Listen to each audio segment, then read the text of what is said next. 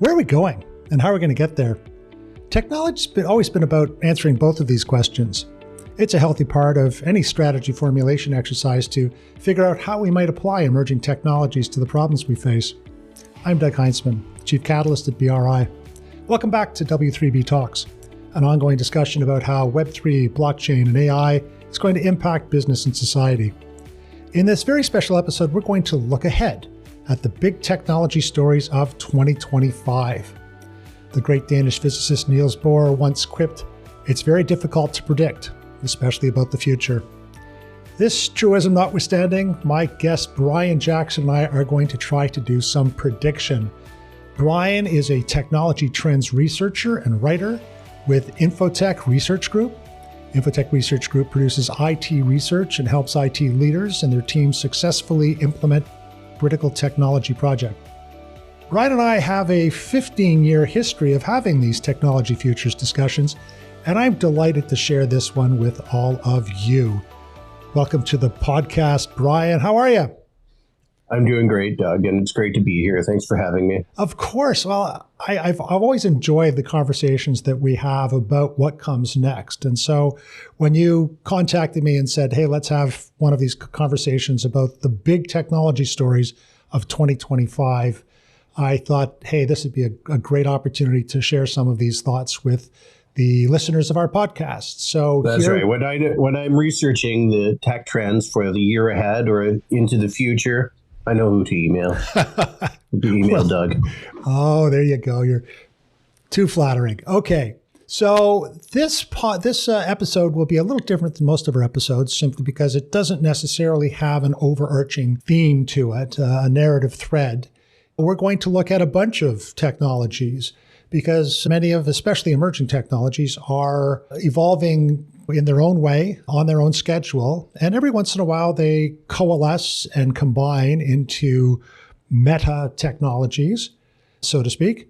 So let's just start off with the zeitgeist of the moment. Let's talk about AI.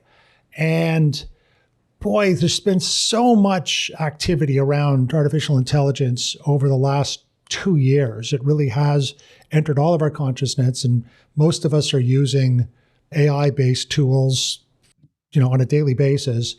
And, we have the stories of today, which are about generative engines, large language models, ChatGPT. The new Sora engine, I think, is a really interesting story that we've seen the first pieces of it, the text-to-video capability. And I think that will play out over the next couple years.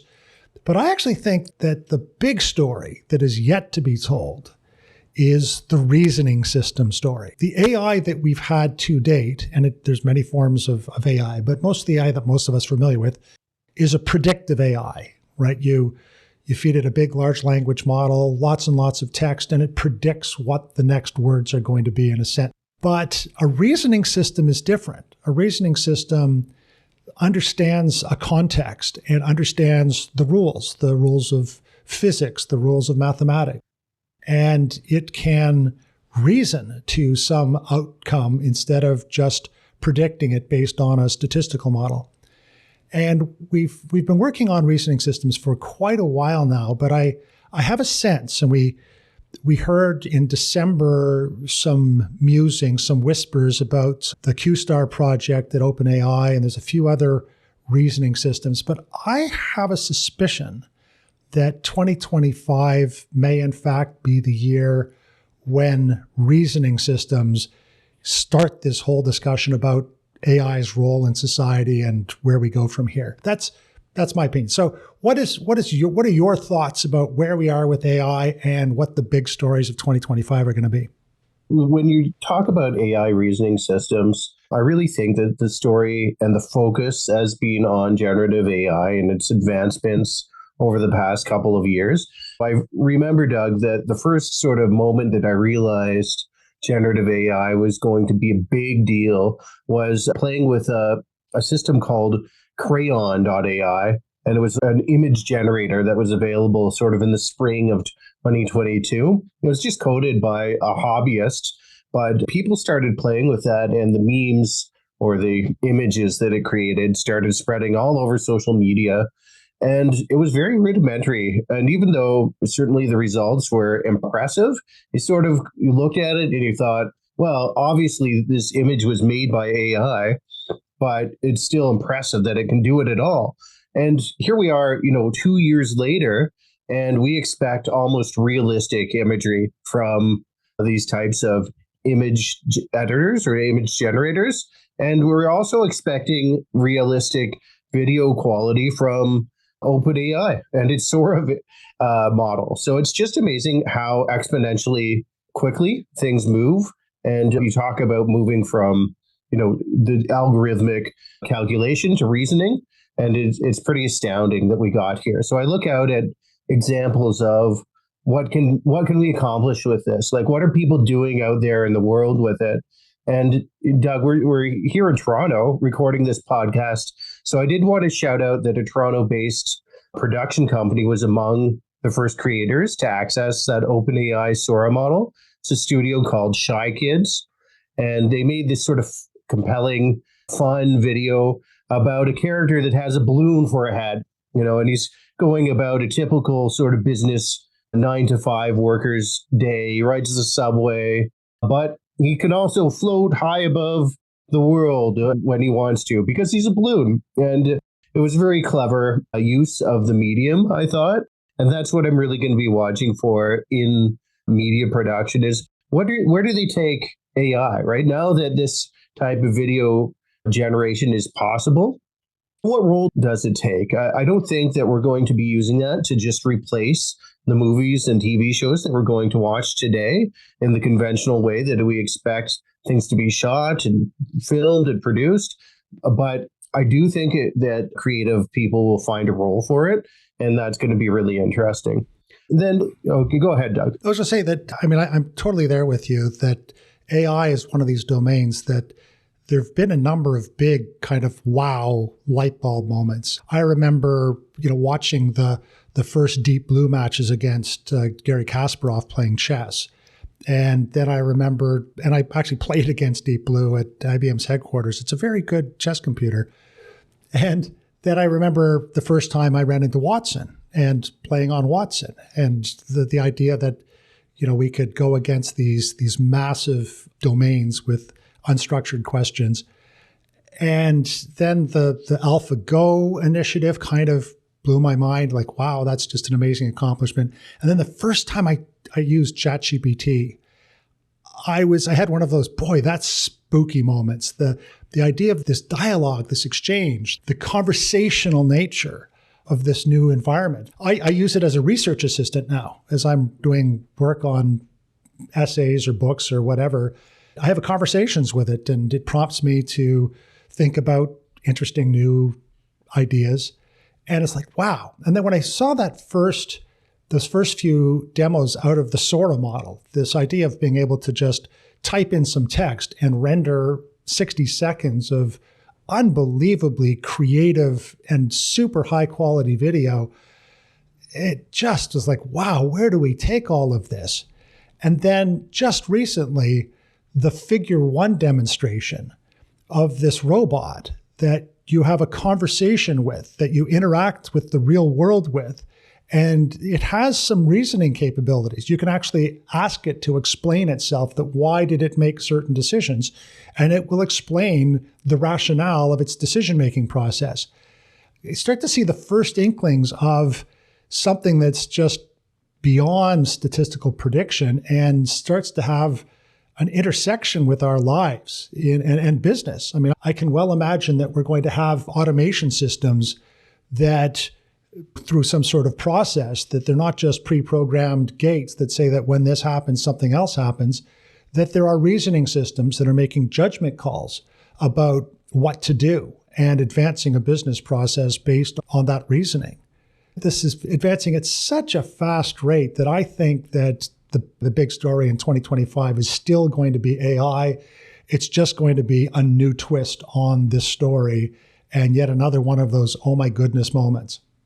Yeah, the Figure 1 demos using OpenAI's models to sort of power the reasoning of and embody it, right, in a robot, which is humanoid, is really fascinating to me. And I think we're still a decade or more from really an autonomous robot using that type. You say that, but a year ago, the kind of thing that we just saw from the Sora demo or from the Figure One demo, if you had asked some of the smartest people in the industry 1 year ago how long it would take to get to that point, they would have said 8 to 10 years.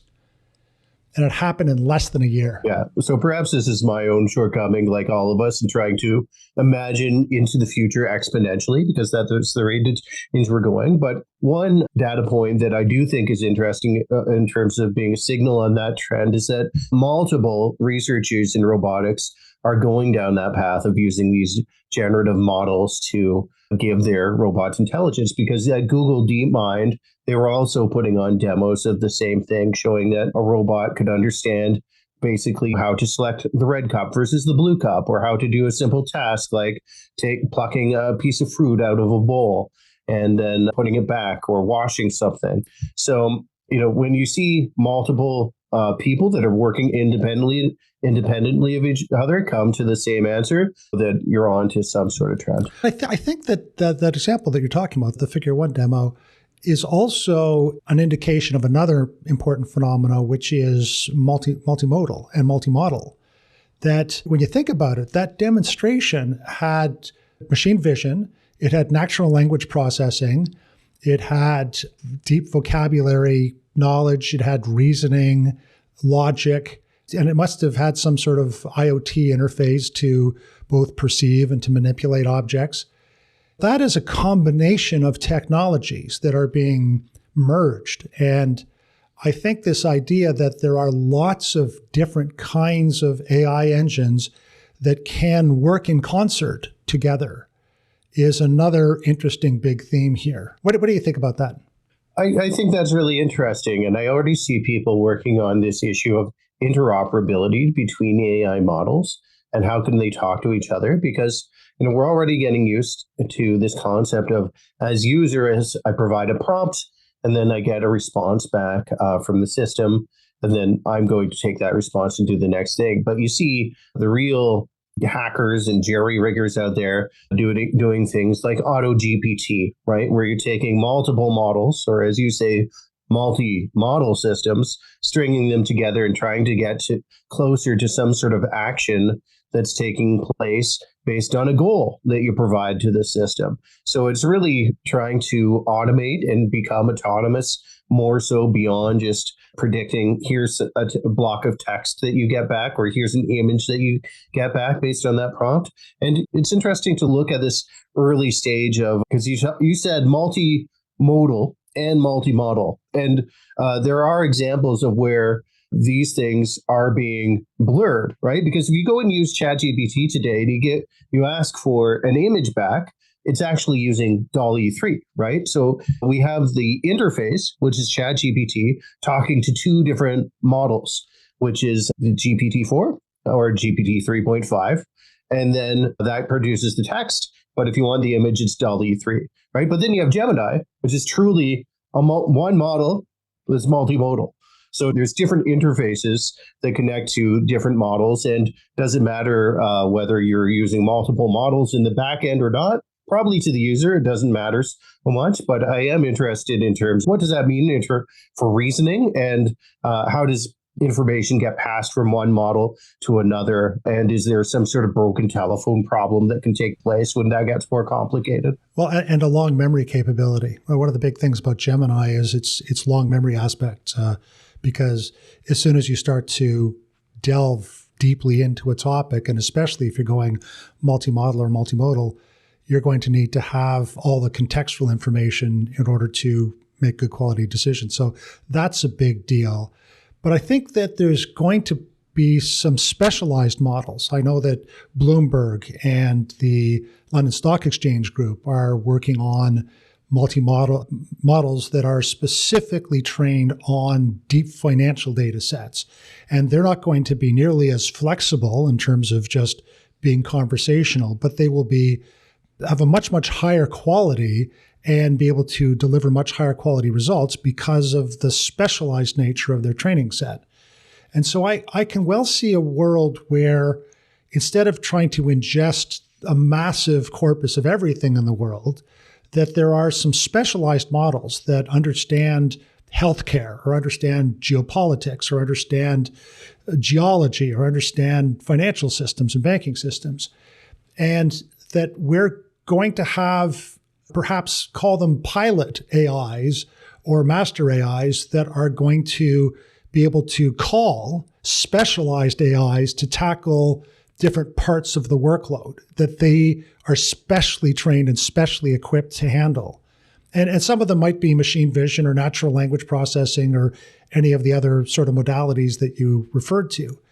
And what I find very interesting about that scenario is that that master AI is going to have to understand the idea of reputation, that it will have its own experiences on how to best solve a problem, and it will look at a marketplace, a variety, an index of these specialized models, and it will have to make a judgment call about which one to invoke in what situations. And it'll want to self-improve as well. But to do that self-improvement, it's going to have a reputation engine. It's going to have some sort of tokenized representation, a currency, an economy that various models can basically bid on work to be done, and the master AI can basically process those bids and decide how to most effectively and economically deploy the appropriate amount and specialization to solve a particular problem within some sort of budget. And this I find so interesting because it introduces economics and tokenomics and game theory and social reputation and iteration feedback loops. What do you think about that kind of control layer that could possibly be layered on these specialized engines? Yeah, I haven't seen that in practice, but I've read some research papers that looked at tokenized systems to assign reputation to different models based on which one gives the best output for a given user problem. And I think that this is done very manually right now when you look at how organizations are customizing AI or selecting what models they should use to solve which problem. Like, to use the example of Amazon Bedrock, which is a platform which allows you to select different large language models. They have quite the catalog there, and you can select which one is appropriate for any given question that you want to ask. And the way that the developer decides which model they'll use, or one way that Amazon helps them do that, is they can give the prompt and then run it against a selection of different models. So you can see, okay, is Claude responding to this the right way? Is it Mistral, or is it this other one, the Amazon-made LLMs, and so on? So it's interesting that we're starting at this sort of manual, you decide first, which is giving you the best answers for the sort of thing that you want to do. But you can see that how Amazon, who's collecting data on its users making decisions like that, could then in turn train a machine learning model to make decisions and be that sort of master AI that you're talking about, performing that type of triage and deciding, hey, I know what type of question you're asking. It's medical, or it's financial, or it has to do with gardening, right? And this is the model that usually gives the best answers for that. So now you don't have to think about it, or you don't have to do that research and make that decision on your own. I already know. So I'll push that model. It was the recommended, 75% of the time, this is going to give you the best output. It's a fascinating idea. When you were just talking there, it occurred to me that sort of system could actually be also very useful in creating high quality synthetic data. We're running out of quality data sets to train these models on, but if you had a bunch of models that had high quality output, you had a master AI that understood the reputation of these things, that you could actually generate some pretty interesting synthetic data sets. The other thing that I thought was interesting, I read some of the output of the Davos meeting this year, and they were starting to apply some blockchain technology to track and trace the inputs going into the training sets in order to better understand any biases that might be introduced in the data set, as well as to figure out and reduce the incidence of hallucination. So I think there's some very interesting intersections that are starting to show us the way to having high confidence in the veracity of the underlying data and understanding the inherent biases in any particular data set that I'm hopeful will allow us to build increasingly high quality training models. Yeah, and I think that it's possible or likely even that that type of thing is required in the future for compliance purposes. If you look at that EU AI Act, one of the things that they're interested in is what copyrighted data went into training your model. Can you answer that question? And of course, we don't know today, right? OpenAI doesn't share where, what copyright information is going into that. And as a result, we see a lot of room activity, class action lawsuits against OpenAI. But how can we get to the bottom of this answer of, is my data used in your training model? And if we get to a point in our jurisdictional regulations where we're deciding that it does matter that your data was used to train this AI model, you deserve some sort of compensation or recognition for that, or at least you have to give your permission for it. It would be interesting to see that tracked with some sort of tokenized system or tracing system.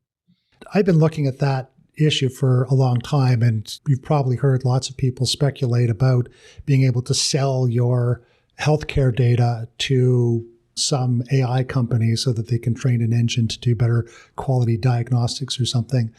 And that the problem I have with that scenario is that my individual data record is worth pretty close to zero. It's only when you combine it with 10 million other records that it has any value whatsoever.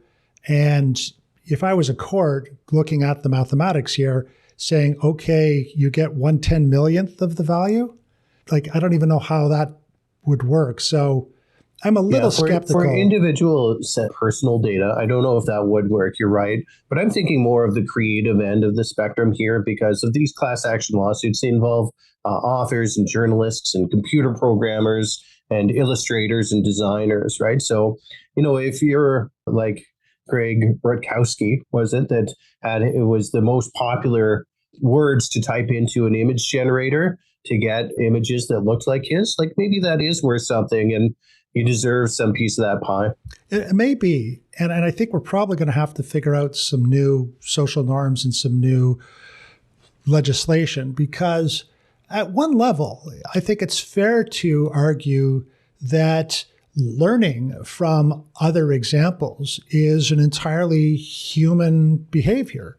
That if I'm a songwriter, I am influenced by all the songs that I have heard and the music that I've studied. If I'm an author, my style, my wording, my themes are a product of the fact that I've read a lot of books.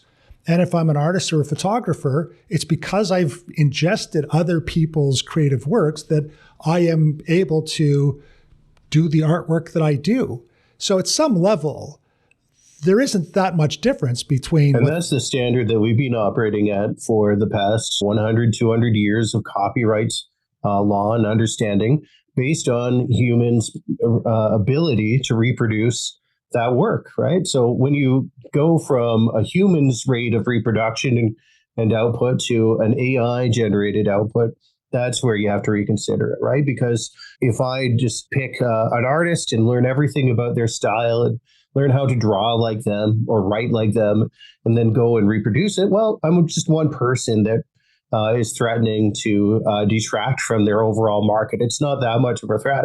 But when you talk about an AI output that can just produce millions of images in a day that look like, the work of a specific artist, well, that's a real threat to their livelihood. Okay, so I totally agree with you. And I think there is something new here, but I'm not sure that we yet have the language or the regulations to properly describe it. So perhaps that is going to be another problem to work on. That'll be another one of the stories of 2025 is someone figuring out how to either apply existing laws against this new norm or come up with new regulations to deal with it.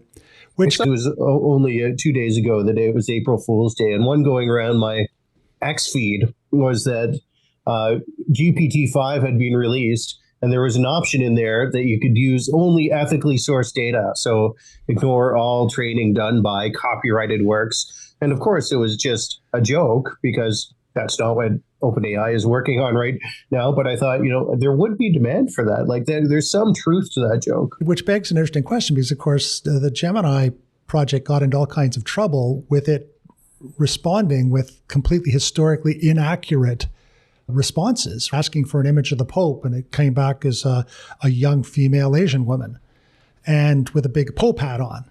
And there seemed to be this sort of wokeness that was governing. And there's some historical reasons why the Google culture has these sort of approaches, having to do with some lawsuits back in the mid-teens. But I think that becomes an interesting question, which leads me to my next question, which is really about the AI training methodologies.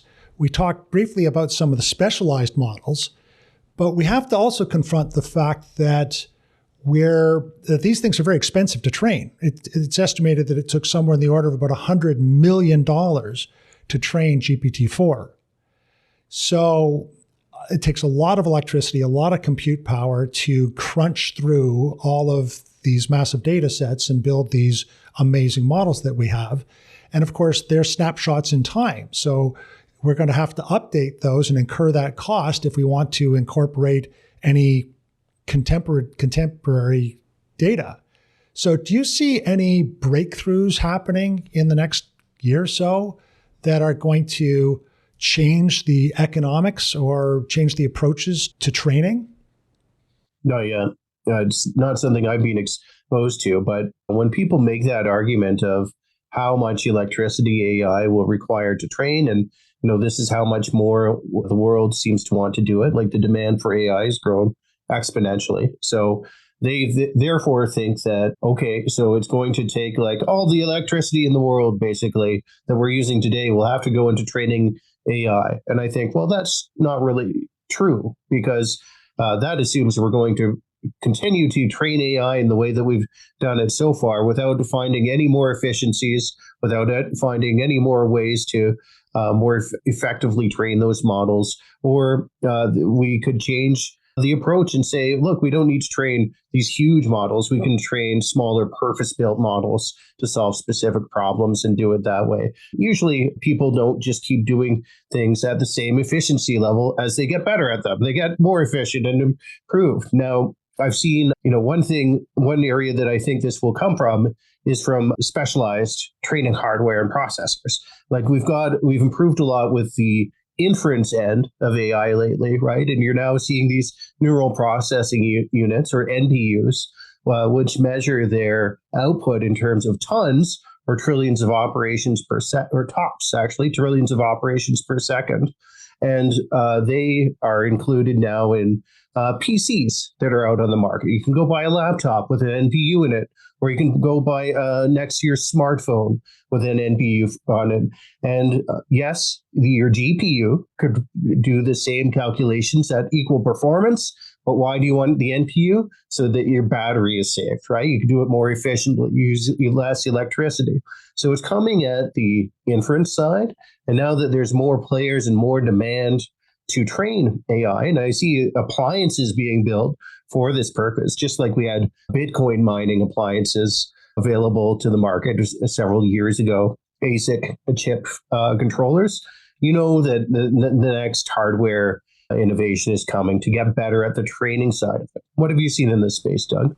Well, I think you're right on a bunch of fronts. I think that on the training side, we are seeing, and we will continue to see, breakthroughs in silicon, that we're building chips that are optimized for this process and that do it more efficiently with less electricity than the first generations of these models.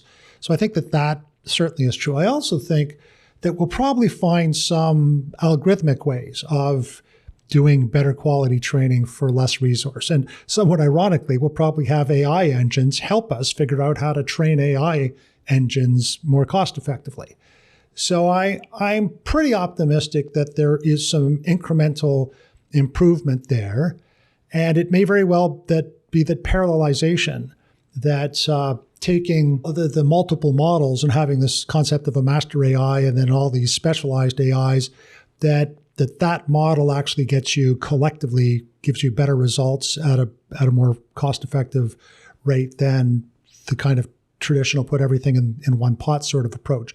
So there's a bunch of approaches there. On the inference side, I think a lot of people don't actually appreciate the cost on the inference side because we always hear about the massive numbers involved in the training side. But when you do an inquiry to ChatGPT, it costs quite a bit of electricity, as something like 20 to 40 times what a Google search would cost. And if you render an image on DALL-E, it takes about the same amount of electricity as it does to charge your phone. Now, that may not seem like a lot to you, but you multiply that by millions or tens of millions or hundreds of millions, it ends up being quite a bit of money. So I think that one of the interesting things will be the movement of the inference side to the edge. This seems to be the play that Apple is betting on. We haven't actually heard very much from Apple, and Apple has been a bit of a laggard in this space. Siri hasn't really quite manifested in the way that a lot of industry pundits had hoped or speculated. And we find it very interesting that such a company with such impressive bona fides around innovation and design, that it seems to be sitting out this current wave of AI. But I suspect, and I've heard whispers, that they're keeping their powder dry, that they're working on a ton, that they're investing an awful lot, and that their big play is going to be about inference at the edge. And I think that might be interesting. I haven't quite thought through how exactly that's going to work and how it will compare and contrast with other inference approaches. But I do have a sense that we're getting a lot of edge processing that will help contextualize, help improve the quality of prompts, right? So one of the potential big savings is avoiding the regenerate issue, that if we can understand an awful lot of context, that we can submit high quality prompts and we can have one question answered instead of having to go back and refine the question 5 or 10 times. So I suspect that there's some potential breakthroughs on that side. Yeah, the processing at the edge is interesting to me because, I was at HP Amplify's conference recently, and they were debuting their lineup of AI PCs, they call them. And what does that mean? Basically, they either have an Intel or an AMD NPU on board, right? So you can offload the models to that chip. And I said, well, what models are we running locally on these, right? What's even available? And they showed me a GIMP plugin, GIMP being an open source image editor, right? And they showed me a plugin on that did recolorization with a model, and that was run on board. I said, okay, well, not, most users aren't going to download that and GIMP add-on and use it. And then they showed me a webcam feature where you can blur the background more efficiently or add in that background. And we all use these features today, but apparently that could be done more efficiently if it's offloaded to the NPU. So you say, okay, well, it's good that's more efficient, buys me some more battery life, but it's not the killer app that you're looking for if you're going to make a buying decision as a consumer. And then you see the Copilot key on the keyboard, and you say, well, is Microsoft Copilot going to be run on device? And the answer is eventually, yes, it will. Instead of pushing all those Copilot requests through our applications and into the cloud on Office 365, we'll eventually see that run on device. But Microsoft is waiting for, and I was talking about TOPS processing speeds before, I think they want to see TOPS speeds of around 40. And right now we're seeing the first generation of NPUs has 12, right? So this is going to be a couple of years out. And the current model of let's run it in the cloud and then deliver the output back to the device is one that I think we'll see for the next couple of years at least. So one of the issues that you were just kind of dancing around, or at least suggesting in what you were just saying, is the advent of a personal assistant, or the idea that I have an AI engine that isn't something that I query. It's something I live with. It's something that, remembers where I've put my wallet or my keys, that understands my investment priorities and can make recommendations about stock or ETF purchases, that is coordinating or optimizing my calendar, that's reminding me when I've got to leave for a meeting in order to get there, considering the traffic and weather conditions. That, we have these assistants, and whether they're manifest in an actual robot that walks around the house and perhaps provides companionship for the elderly or for children, or it's embedded in a device or in a headset or a hearing aid or whatever, or in a pair of glasses, right? That Meta Ray-Ban partnership that has the overlay of extended realities on the real world, that technology is going to be getting a lot better. And when combined with an AI personal assistant, to be able to remind you that as you walk into a conference or a party or something, that you met this person 5 years ago, you had a discussion about this, right? Their aunt's name is Mary. That there's a presence with you all the time, helping you live your life more productively. I see us going there, all the bits and pieces to realize that vision are, they're real, right? You could build some prototype of that system today. Do you think by 2025 we're going to see, the first real versions of this phenomena? Yeah, I think we're getting closer and closer all the time. And to me, it's all part of the same spectrum. When you talk about whether it's Meta likes to use the word metaverse, right? And that sort of put a sour taste in everyone's mouth when they debuted a technology and a platform that wasn't quite ready for prime time and didn't have a lot of value in interacting in that space. And then, this year you have Apple with its spatial computing, which is basically the same concept to me, right? We're talking about a convergence of technology. We're using AI, we're using digitally rendered content, we're using real-time communications, and we're using some sort of mixed reality interface to combine it all and present it to the user in the interface. So while we are waiting for that sort of next generation experience of the Ray-Ban glasses, that gives us a little glance at it, or when will Apple bring the cost down of the Vision Pro? Will we get the Vision Standard or the Vision Budget in the future? And when do we get lasers that can actually project onto our retinas so we don't have to carry around screens that can be done just in a normal pair of glasses? I think we're probably within 5-6 years of that. Sure, I could see that. And 5-6 years, a lot can be done. But even for next year in 2025, you're talking about, I tell people, you can just pick up your smartphone and get access to a lot of this sort of technology today. You can, if you're on Amazon in the app, a lot of people have noticed this, right? Where they have the augmented reality feature where you can, if you're looking at a piece of furniture, you want to just understand how it fits into your house or living room, you can take out your smartphone, point your camera at your living room, and it'll project into the living room on your smartphone screen the digital model of that at size, mapped into your space. So spatial computing is here today, and we can use it through our web browsers, we can use it through smartphone apps, and it's just as much about using our devices to scan what's around us and create digital twins of the environment that we're in and what's happening in our bodies.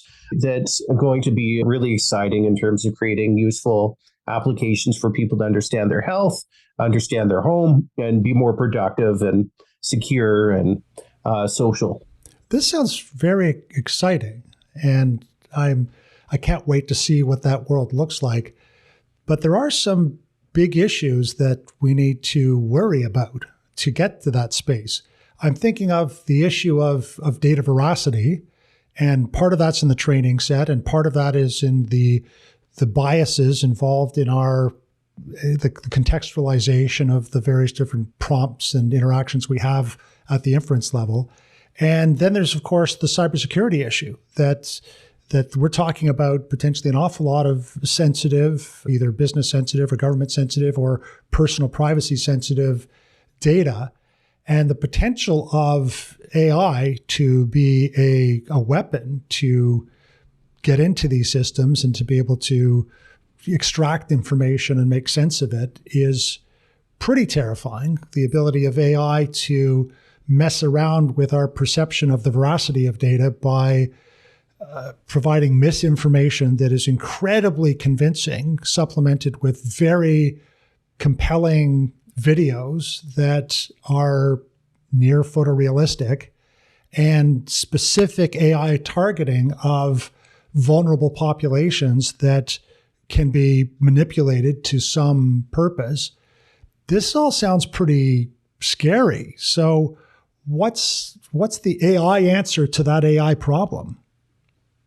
Yeah, it's a really interesting threat sort of vector when you think about what AI can do, and especially when you start to layer it with these next generation systems, right? I was reading in MIT Technology Review lately about this amazing demonstration that was conducted at the University of Chicago. They called it an inception level attack, where they took over a VR interface and replaced the operating system that was put there by the manufacturer with the operating system put there by the bad guys, right? The cyber criminals that want to exfiltrate the data and get the useful information about the user. And then once you hear about that and you realize that, like, yeah, bootlogging or modifying the firmware layer of these virtual reality systems can actually totally mess with all of your perceptions. And a lot of these technologies can be quite intimate in terms of what you use it for and how much you use it in your day to get your work done and go about your personal life.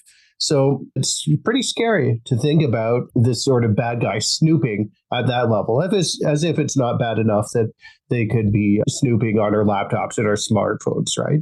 So I think that we are going to have to counteract this, and I don't really have a good answer for it other than the arms race continues in the cybersecurity space, right? Where we're going to be using AI to protect ourselves from the bad guys that are using AI.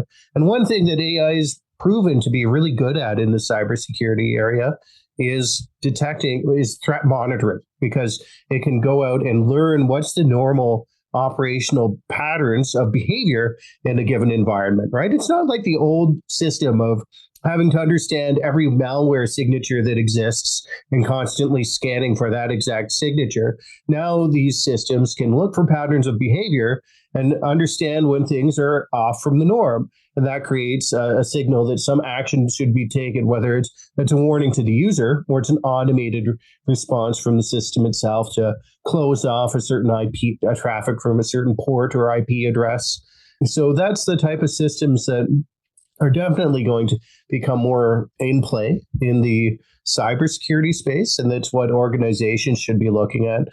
For individuals, I do wonder at what point we start to think we need more advanced answers to protect our digital environments than, installing the endpoint antivirus. Yeah, I'm actually kind of optimistic. I think your example of the arms race between virus and antivirus is apropos. We still have a virus problem, but in many ways, it's not the same kind of paranoia that we had 15 years ago, because antivirus discipline has become so pervasive that we're largely inoculated against it. I mean, every once in a while there's a new virus, but it can be patched so quickly and we can all get inoculated pretty quickly that it's not the pervasive problem it used to be. On the AI front, the thing that AI is really good at is complex, holistic systems problem solving.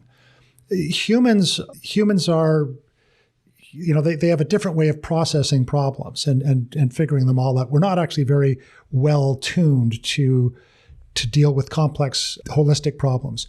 But AI engines are. They can ingest vast amounts of data. They can see patterns at a scale that humans can't possibly appreciate. And so I can well see an environment where we have a plug-in to our browsers that, as we're interacting with any number of social media sites, it is actually telling me what the probability of the veracity of any given piece of information, right? That'll give me warnings that I am being manipulated, that this is false, and I can drill down and have it explain to me why it's false. Now, So I think we're going to get those kinds of defenses because AI is just so good and so cost effective at doing that degree of monitoring. And to the point you're on, looking at various different patterns in a network attack or a denial of service attack or whatever, being able to figure out what's going on and how to best deal with the problem in real time. I think we're going to get some pretty good defenses. And I think there'll be some very interesting technology that comes out of the AI defense, cyber defense space. So I'm optimistic about that. I'm a little less optimistic about humans and their proclivity to emotionally enjoy confirmation bias. And unfortunately, I fear that there's going to be some humans that don't want to be told that what they want to be true isn't true. And that's a different order problem that we're going to have to solve culturally and socially. That's a much tougher problem. Yeah, and I have no idea how to solve that one. But when it comes to authenticity of the video, audio, and text that we're seeing online, there's a few different paths that this is taking. You're talking about using deepfake detectors or some sort of endpoint tool that users can apply to the information that they're looking at and getting an assessment of, is this real or not? It sounds sort of like a real-time Snopes type of service, right? They're imperfect. So just as a thought experiment, I wrote a paper on the impact of Web3 in the pharmaceutical industry. And as an experiment, I took the very first version that was just rubbish and had a bunch of collection of ideas. It wasn't very well formatted, probably had spelling typos in it, all that kind of stuff. And I submitted it to one of these AI detectors. Was this written by a human or an AI engine? And it came back and it said with 95% certainty that this was written by a human. Then 5 versions later, once I had restructured it and rewritten it, and it had gone through a completely professional copy editor, and it was buttoned up and it was concise and very well written and all the typos were taken out, put it through the same engine, and it came back with a 95% sure this is written by AI. Interesting. Now, I know it wasn't written by AI because I wrote it. It was very good quality prose instead of the rubbish I write in a version 1. Yeah, so the more structured and the more concise you became, the more you were like AI, which actually it implies that AI is a very good writer, doesn't it? So well, I suppose so, but we'll see. Okay, so related question is the quantum threat. I'm a big believer that quantum computing is going to be a very big deal, specifically because of its ability to simulate very complex systems. I think we're going to figure out how to do protein folding and financial simulations and traffic simulations, a whole bunch of stuff, figure out cures for cancer, discover new drugs, lots of amazing, amazing applications. And quantum's one of those technologies that no matter who you ask or when you ask them, it's always 5 to 10 years out. And it seems if you ask me in 5 to 10 years, it'll probably still be 5 to 10 years out. Although we do seem to be getting to a point in the development of this technology where we're going to be able to make more precise estimates about when, in fact, we're going to have commercially viable quantum systems. Unfortunately, I think the very first application of these quantum systems is going to be to apply Shor's algorithm to breaking cryptography. And the problem there isn't that when's that going to happen, because we have to invent a quantum computer first to do this. The problem is that we already have a harvest and decrypt problem. I can go and grab a data set and I can put it on a hard drive and put it in my desk, and I can wait 5 years until some system becomes available, open it up and decrypt everything. And there are some data sets involving financial records, involving healthcare records, involving secure governmental systems that are already vulnerable to a future quantum threat. How do you see the nature of that threat and the intersection of quantum computing, either its potential or its reality, on our world? From the quantum computing being used for application standpoint, I think you summed that up well in terms of pharmaceutical industry, financial industry, anything with chemical manufacturing, anything where you have lots of different components and possibilities and they can be combined in different ways and permutations. That's where quantum computing really shines. And so for those industries and organizations that play in that, you want to start to be understanding how to interact with quantum computing and getting data scientists that are interested in these sort of coding sets that are being released. Like you can go to get IBM's Qiskit set, for example, and start learning how to talk to quantum computings with programming language. But more pressing than that for all organizations is this threat that you're hitting upon with quantum being able to break the encryption algorithms that we're using today. It will break all asymmetrical encryption, including RSA, which is the most popular type. And it's how everything that on the internet out there is encrypted. So the question, if you're like a CIO or maybe a CISO, and you're thinking about when do I have to start worrying about this, I think next year is the year. And if you haven't already at least prioritized what information that you store and own that should be protected by quantum proof or quantum resistant algorithms, it's time to do so. Here's how the Global Risk Institute frames the problem. So they say there's a 50% chance that a quantum computer will break cryptography by 2033. That's according to 10 out of 37 experts. All right, so one guideline. Now you look at the US Department of Homeland Security. They have a roadmap on preparing for post-quantum cryptography. And of course, who cares the most about protecting information against this type of threat is governments that want to protect their defense and security information from other governments that they see as threats. So the Department of Homeland Security sets 2030 as the year that a cryptographically relevant quantum computer is potentially available. So what do they want organizations to do? You have to go out and create the inventory and classify your systems based on what encryption standards they use now and what encryption standards do you need to use and transition to that are quantum resistant. And right now, NIST is in the process of creating these standards and providing the guidance. It's already announced all the 8 algorithms that are this lattice math. So you have available now the post-quantum cryptographic standards you need to make these decisions. So that's the type of guidance that we've been waiting for to really be able to move forward with this. So there's no longer any excuse to say, well, we can delay because we're waiting for the standards to be created or the technology doesn't exist yet. We don't know what algorithm will be quantum resistant. That question is being answered. And as a result, some of the technology products and services that come further down the line than when you look at the vendors that have to include encryption in the products that they make, like the PC manufacturers that have to embed encryption in the silicon to protect the firmware, right? The software makers that include encryption standards in their software to protect your messages. That's starting to come out, right? So you have to look at your tech stack and think about, what am I going to buy this year that's going to be around in the year 2030 or the year 2033 when a quantum computing attack could threaten the encryption on the device or on the system. And basically, the longer that you have something in your operational environment, the sooner you have to start updating the encryption on that system or device to know that you'll be secure at that point. Otherwise, you're going to risk operating without encryption, which is basically an unacceptable sort of situation to be in. I think we also have to recognize that these new quantum-proof cryptographic standards aren't nearly as efficient as the asymmetric prime factorialization systems that we have, RSA, ecliptic curve, all those sorts of things.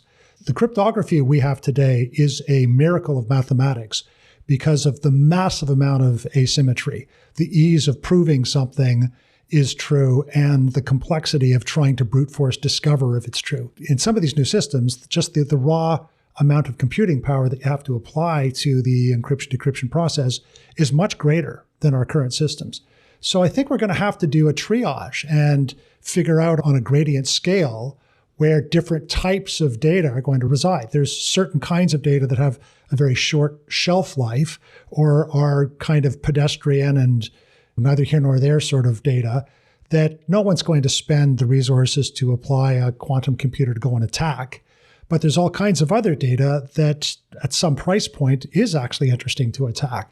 So we're going to have to figure out how to triage our data and put things in different kinds of buckets to figure out how to apply the right amount of resource to secure it. That's right. And that's where the NIST guidelines will come into play, because you can look at, why do they go about actually approving 8 different algorithms and standards? Why don't we just encrypt everything with one? Well, the answer is that there's different ways to decrypt it and different levels of computation that are involved. So if you're looking for a replacement for RSA, that encryption method's going to be different from one that you would use to put firmware on your motherboard or on your computing device. We actually discussed this topic on a previous episode of this podcast, and one of the most interesting ideas that came up during that episode was the question of wallet safety, and specifically the fact that Satoshi Nakamoto has billions and billions of dollars sitting in wallets that are on the Bitcoin network that haven't been touched since 2009. And someone at some point is going to do a crowdfunding and say, I need to raise $20 million to get enough quantum computing resource to attack those wallets and figure out what those keys are and break them open, because the prize is billions and billions of dollars. The very threat, the very potential for that to happen is enough to send shivers into the Bitcoin and larger cryptocurrency marketplaces, because if suddenly those wallets were liquidated, it would have a massive, massive impact on that marketplace. Oh, yeah. And yes, if Satoshi, if he, she, they are still around and alive, they could open up those wallets and put them in quantum proof wallets and protect them from that kind of attack. But the very fact that whoever Satoshi is stuck their head up and did that would send shockwaves through the market. At some point, people are going to wake up to this and go, wait a second, there is a completely black swan left field dynamic here that could really impact the crypto markets. Yeah, there's that black swan element when you get to that second order effect of thinking about what's going to happen with Satoshi's Bitcoin wallet. That's a fun scenario to think about. But the message I want to put out to CIOs and organizational stewards of data is that it's actually a white swan event, right? There's no excuse here. We know it's coming.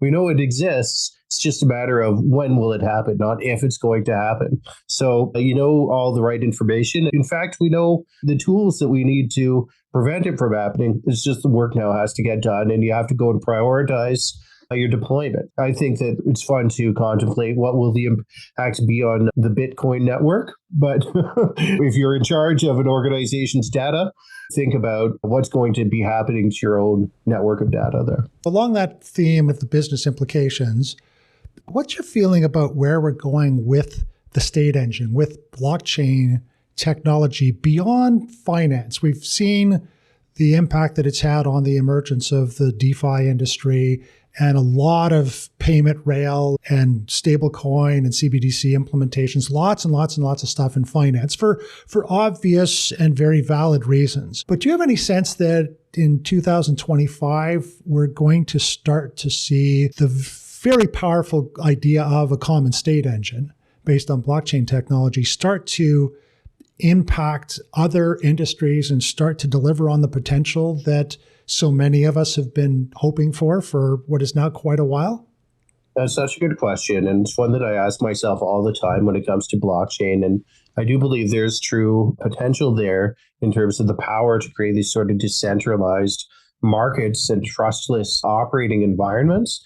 And the question of what sort of dynamic or what sort of scenario has to arise for that to become like a sea change where we see a lot of different organizations and systems moving towards using it as a technology. And I'm not sure I know all the answers yet, but every time that I've seen blockchain deployed in an enterprise setting where it's providing value, it's in a private blockchain form, a distributed ledger type of situation. I'll give you a few examples here, Doug. At Allianz, they decided that they would use a private ledger, even though they started with Ethereum as being possibly the blockchain that would provide them the solution. They ended up with, Hyperledger and building a system to settle car insurance payments in Europe. So Allianz, big conglomerate, right? And they own all these sort of country-based subsidiaries. But what happens when somebody that is a tourist from Belgrade is driving in Paris and they get into a car collision with somebody that's local there? Well, they both collect the information, right? And then they submit the claims to their car companies. And even if I'm with Allianz France and you're with Allianz Serbia, well, now those organizations have to settle the claims, right? So you have this sort of multi-party system where you might not always trust the right information got passed along perfectly or effectively. And that's where you get the most potential to implement this sort of blockchain technology. And they did implement it, and they've been running millions of transactions on that platform since 2022. Another example is Walmart Canada, which uses a blockchain platform to settle its transactions with 70 different freight carriers, right? There's a Harvard Business Review case study that talks about this, and they talk about how each invoice coming to Walmart has 200 different data points, and 70% of them were requiring reconciliation efforts. So that just delays payments to the carriers. And the core of the problem was that there was too much interoperability between systems, right? Every freight company used a different system to track its activities, and Walmart used a different system. So they launched this distributed ledger system working with DLT Labs, and now they're all on the same platform, and they can all share that information in a trusted way. And then a final example for you here was the Drug Supply Chain Act in the US was really interesting to me. This is something that's been phasing in since 2014 and completed just last year, right? So it requires tracing provenance of active compounds, and the tracing requirements got more specific as the years progressed, right? So at one point, you had to trace the active compounds to the lot of products that you released to the market. But now you have to trace it to the package level. So this is a very complex supply chain operation. And you've got wholesalers, you've got distributors, you've got the manufacturers. So the major players got together. We're talking about players like Pfizer, AstraZeneca, Johnson & Johnson, and they created the MediLedger, right? So this is a blockchain that's hosted by one company, Chronicled, which is a custodian organization, and they provide the services to supply the system that solves this problem for the pharmaceuticals industry. So every time I've seen this play out really effectively and provide a lot of value in the enterprise space, it's a distributed ledger. That's what it comes back to. I hear what you're saying, and you're absolutely right that is the pattern that we've seen. And there are those examples where we're tracing the various different components of electronic batteries to ensure ethical sourcing, and we're tracing pieces of art and diamonds and all that kind of stuff. And there are very real implementations. There's agricultural implementations, there's insurance implementations, and there are some supply chain implementations, some of which you've mentioned. But still, you can count those.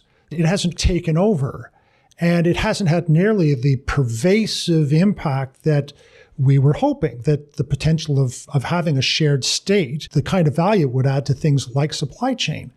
And the reason seems to be because there's humans involved, and humans have the way they've always done it, or they don't like the complexity, or they don't want to hire the kinds of people or skills needed to do these kinds of things, or they're only a small element in a much bigger, more complex supply chain, so they don't want to incur the cost of participation in the consortium.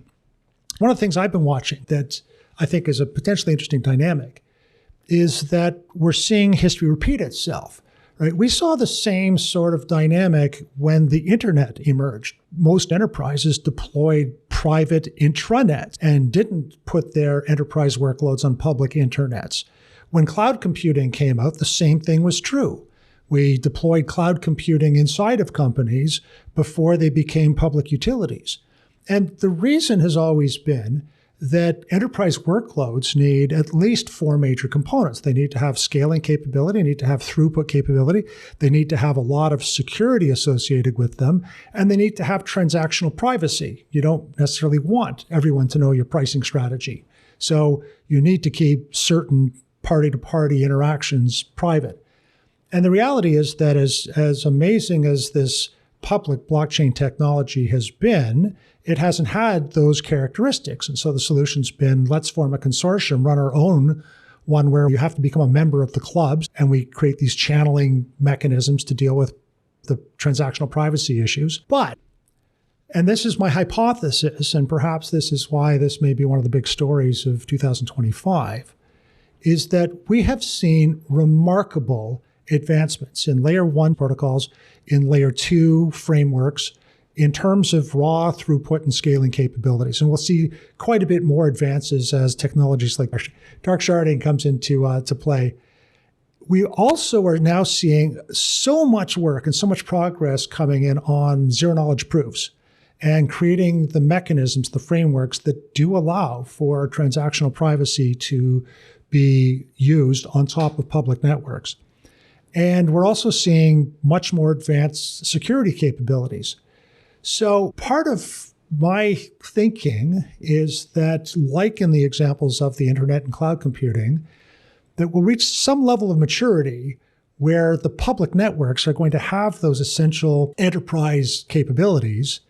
And then the barrier to being able to compose with other parties will fall and become so compelling, and perhaps mixed in with a little bit of AI pixie dust as automation becomes intelligent and various different agents in an ecosystem can actually contract with each other and interact with each other in very intelligent manners, that it'll just become so compelling that we'll actually start to see the real potential of a blockchain-based common state engine being truly impactful in enterprise and ecosystem workloads. I think this may, in fact, be one of the big stories of 2025, that we're reaching that point of maturity in the public infrastructure where this technology becomes more of a utility, becomes much more widely used, and parties in the economy start to interact and compose with each other in a much less formal, much more ad hoc kind of way. And I think that's really exciting, that we'll see all kinds of new business configurations and business models emerge because of that. The drivers you give me there are technology oriented, right? You're talking about the advancement of the technology. You're talking about layer 1 becoming better, the zero knowledge proofs being more sophisticated.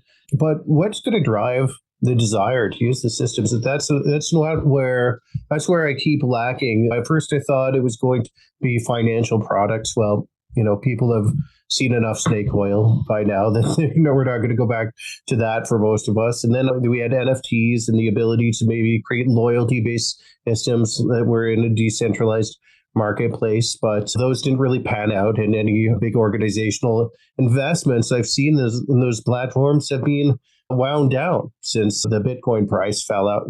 Crash happened a couple of years ago. What's not clear to me is what's driving the change in behavior. And you make the point, it's the humans that haven't adapted, or the people that haven't come around to this more robust system of interaction.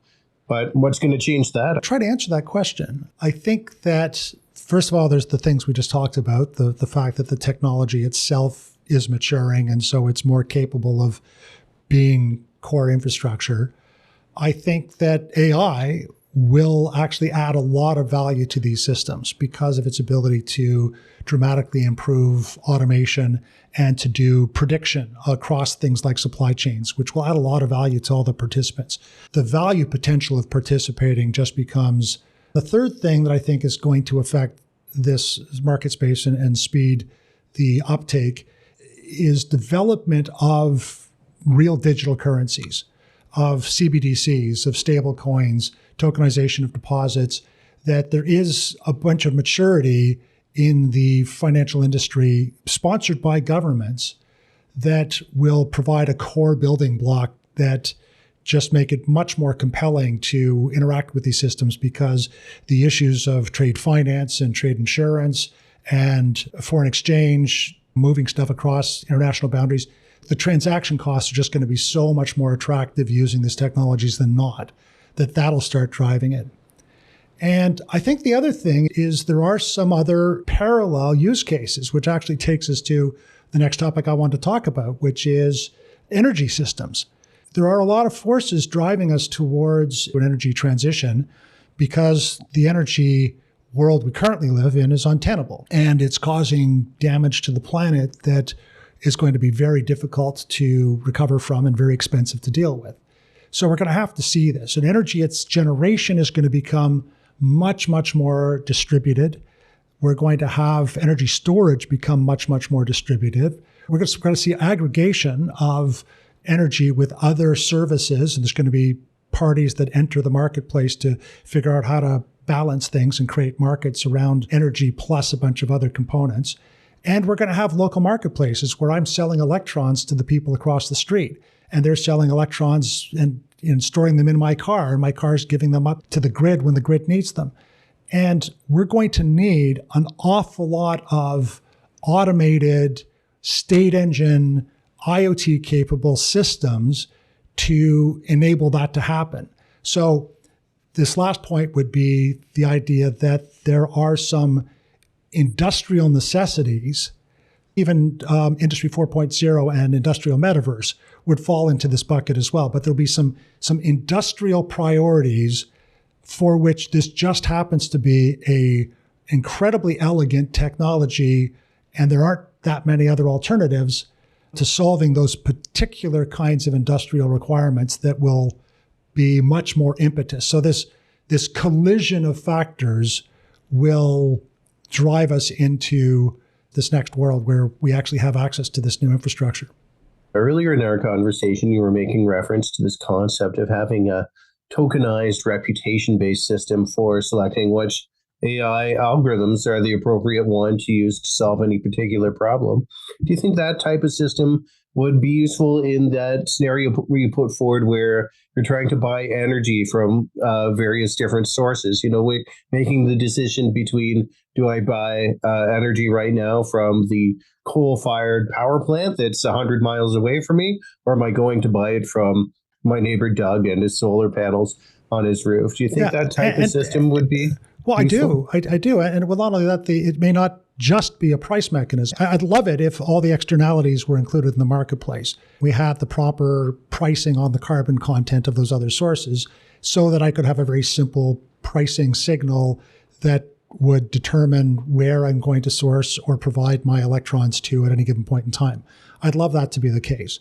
The reality is that we're never going to have all the externalities involved in them, and we may not have systems that are aware of all those externalities, although we may have AI engines that can do a lot of prediction and say that this is the most optimal exchange of electrons and storage of electrons at any given point in time, considering the weather forecast for next week or whatever. So yeah, I do see that kind of world happening. That's going to take a long time. I fear, as I commented in the last episode of this podcast, it appears to be that the energy transition has been slowed because of the war in Ukraine. The energy safety and energy security seems to be holding us back from moving forward on the energy transition. But I'm hoping that some of these enabling technologies, I mean, there are improvements in battery technology, there's improvements in solar cell technologies, there's improvement in demand response capabilities, in electrification of transportation. We're seeing a lot of work on the material sciences, the physics, the industry part of it. There's this digital backplane to all of that needs to be there to make that work. It needs to be intelligent. It needs to have tokenization across. It needs to have state engine capability. It needs to have a marketplace. And I'm charting a lot of those technologies, and I have reason to be optimistic that they will intersect the energy marketplace when the energy marketplace is going to need them. So hopefully those will all kind of come together. I was listening to your last podcast, and it occurred to me that all the energy methods or energy production methods you were talking about in renewables would call for that distributed means of energy production and being able to get it to sources more locally. And we know all about how much energy is lost in transmission in the grid through copper wiring. So that's inefficient. But energy technology isn't a space I follow too closely, but I was just interested that fusion power didn't come up one time in that discussion. It actually did. It came up, one time. We talked about microthorium reactors and we talked about fusion. We didn't spend a lot of time on that because Shell's not involved in fusion technology right now. And just recently, we've had some amazing breakthroughs in that space. A lot more capital investment going into the opportunity here. And so people will think this is getting closer to commercialization. And it occurs to me that type of fusion power, like that could be a more centralized. That'll be more centralized. We're not going to have a Mr. Fusion on our car in the near future. Those will be highly centralized. And even the microthorium reactors, they have potential to be more distributed, but at least in the short term, we'll probably see them deployed at nuclear power plants to replace or augment existing reactors. But we're going to have a mix. And I think that's kind of the point. But in a world where there's a mix of energy sources, we need to have intelligence. We need to understand what the status is of everything. And we need to have enough intelligence to figure out what's the most optimal way to access and deploy and store and transmit that energy. I've seen Ontario Power Generation's AI model that it uses for energy trading. And it does use a deep learning network, an AI model to make decisions. And they made the point that you're making about how complex these energy buying and selling decisions are, because it's not just the old reliable coal-fired plant that you know exactly the price of coal and how much you have to burn per megawatt. Now you have to think about, if it's a windy day, we're going to get more wind out of these wind farms, and is wind going from north to south or south to north? And how sunny is it today? And therefore, how much power are we getting from the solar generation?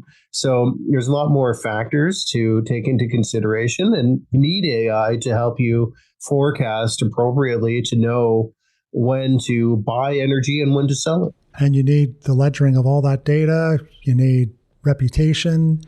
You need a state engine so that multiple parties can access a common view of the situation so they collectively can figure out how to optimize.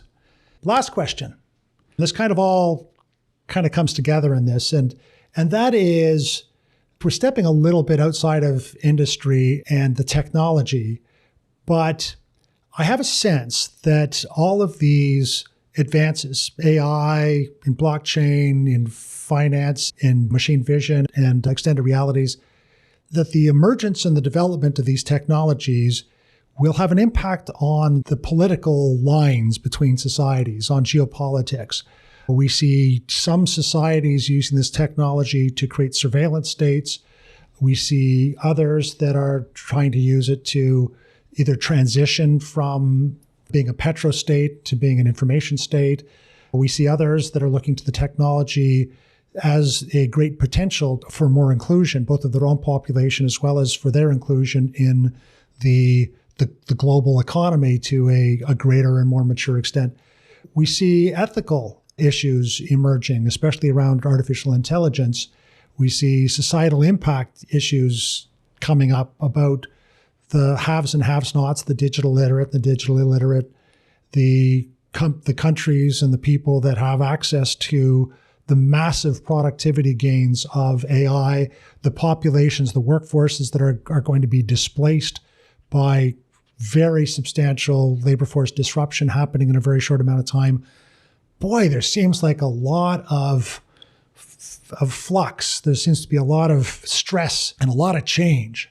Looking forward to 2025, how do you see that broader landscape of issues? Is this going to get more complicated before it gets resolved? Is this a gradual or a more radical change that we're looking at? I think that it's a gradual change that could become radical very quickly.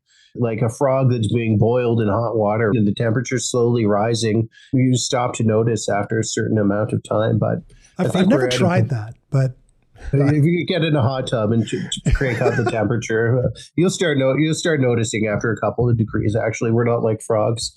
But I think there's some pivotal moments ahead of us this year with elections that are happening in the US and around the world. We see big conflicts that are taking place, not only between superpowers and different countries that are involved in warfare, but between organizations, the technology sector, and governments that are trying to protect their citizens from being overly surveilled by private technology forces. So there's a lot of conflict that's being set up in the world, and how that'll be resolved is going to dictate who are the winners and the losers in the future, and whether we continue to be governed in the same model that we have now, where we are mostly looking towards our governments of different countries and different jurisdictions to provide basic services and the basic structure of our lives, or could that change and maybe pivot towards more of a private orientation where organizations and companies and almost like we've seen the internet took away physical boundaries and time boundaries in terms of being able to coordinate and collaborate digitally. It's almost like we're continuing to see that impact sort of creep into our private lives and our physical lives more and more every year. So what could the extreme of that be? And this conversation we've had about decentralized infrastructure and thinking about Bitcoin, and why was that created? Well, to create an opposing financial system to one that's provided by a government with a military. So if people start to adopt those types of systems and continue to distrust their governments, continue to distrust the institutions that have served society more traditionally, well, there's going to be a huge power swing towards a different type of world. And I'm not really sure what that looks like, but it's interesting to contemplate all the different scenarios. I'm actually really curious about some conflicting or contradictory trends. I mean, on the one hand, the emergence of truly public utility level blockchain-based infrastructure should, in theory, erode a lot of the traditional power that big companies have had, because it will allow much smaller, much more agile economic actors to combine and to compose and to recompose in ecosystems to deliver composite goods and services and value propositions to the marketplace. And I think that's very exciting, that we'll see a much greater variety of compositions, because the fabric to engage in trusted or trustless interactions is that people that don't even know each other can work together. And I think that's very exciting. And it provides an advantage to smaller, more focused, more nimble economic participants. On the other hand, the potential of AI to create vast amounts of new value and to dramatically improve productivity is combined with the fact that it's incredibly expensive and resource intensive to build and deploy these models, which suggests that there's a relatively small number of very large companies that are going to have the wherewithal to build these kinds of systems and to monetize them and get value from them. You even have the second best problem. So let's, for argument's sake, say someone built the world's absolute best AI diagnostic system. And anytime you went to a hospital, it would look at your test results and your genetics, and it would say, here's the problem, here's the best solution for you. And it was absolutely the best one in the world. Why would you ever go to the second best one? So there are some forces that would suggest that there are scaling and natural monopoly advantages in some industries. I find myself conflicted between these forces of decentralization and these forces of centralization, and trying to figure out what this world looks like with these forces pulling and pushing on each other. Yeah, me too. You don't know the answer? No, I don't. Okay. Well, not knowing the answer is probably exactly the place where we should leave this, because that is probably the safest prediction that we could possibly make. We don't know what's going to happen.